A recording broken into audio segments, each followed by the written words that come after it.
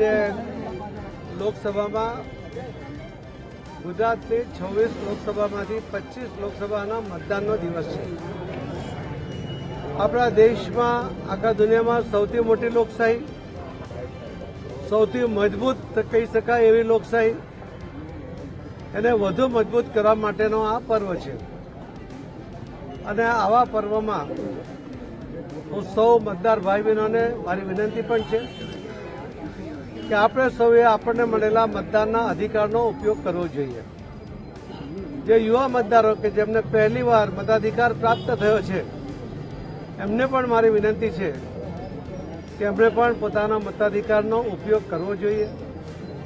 લોકશાહીને મજબૂત કરવા માટે આ પ્રયત્ન છે અને એ પ્રયત્નમાં બધાએ પોતે ભાગ લેવો જોઈએ.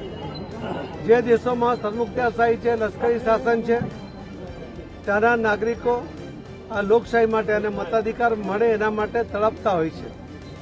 જ્યારે આપણને સહજતાથી મતદાન કરવાનો જે અધિકાર આપણને પ્રાપ્ત થયો છે, તો આપણે પણ એ મતદાનના અધિકારનો ઉપયોગ કરીને વર્ષો પછી જ્યારે આપણને લગભગ 75 વર્ષથી આઝાદી પ્રાપ્ત થઈ છે, ત્યારે હજુ પણ આપણે મતદાન માટે ઉદાસીન હોય એવો ઘણીવાર બને છે.